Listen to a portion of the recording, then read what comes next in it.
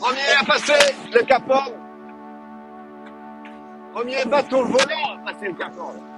En une semaine, il se passe beaucoup de choses. Thomas Colville est reparti, il a passé le sud de la Nouvelle-Zélande dans des conditions difficiles et s'est retrouvé pas très loin derrière Banque Populaire, qui lui est passé au nord de la Nouvelle-Zélande, donc ce qui est très atypique sur un tour du monde comme ça. Donc il y a une belle bagarre en milieu de parcours là pour la place de 2e et 3e entre Banque Populaire et Sodebo Ultime 3. Charles, quant à lui, loin devant, a fini par réussir à passer le Cap Horn. Un passage du Cap Horn qui a été plutôt calme, on a pu le voir sur quelques photos. Voilà. Il a été dur à aller chercher ce Cap Horn, mais qu'est-ce qu'il est beau. Et par contre, derrière, il a de nouveau donc cette dépression entre lesquelles il est passé en amont du Cap Horn, il l'a retrouvé derrière le Cap Horn.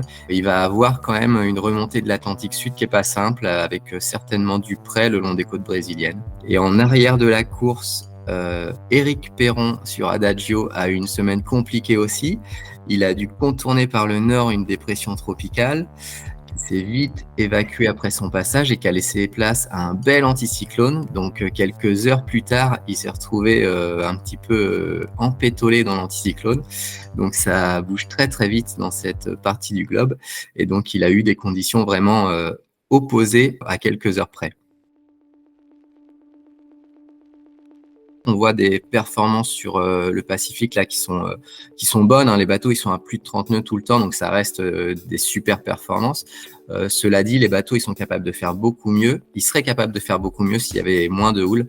Et du coup, on essaie de trouver un compromis entre une route rapide, mais on essaie aussi de trouver une route où il n'y a pas trop de mer parce que c'est quand même là que les bateaux vont les plus vite et que les bateaux sont les moins dangereux aussi. Alors, d'ici le Cap Horn, la situation risque d'être assez stable entre Thomas et Armel. Derrière le Cap Horn, ils vont avoir un vent de sud-ouest assez soutenu, donc ce qui devrait leur permettre de grimper vers le nord assez rapidement, beaucoup plus facilement que Charles. Je pense que quand ils vont arriver en Atlantique et commencer à faire route vers la maison, ils vont pouvoir se lâcher un petit peu plus, probablement tirer un petit peu plus sur les bateaux. Il va se passer plein de choses au niveau stratégique, il peut se passer plein de choses au niveau technique. On a vu que pour le moment, ils avaient du mal quand même à passer une semaine sans avoir un peu de bricolage à faire. Donc je pense qu'on est loin de pouvoir encore acter sur le classement final.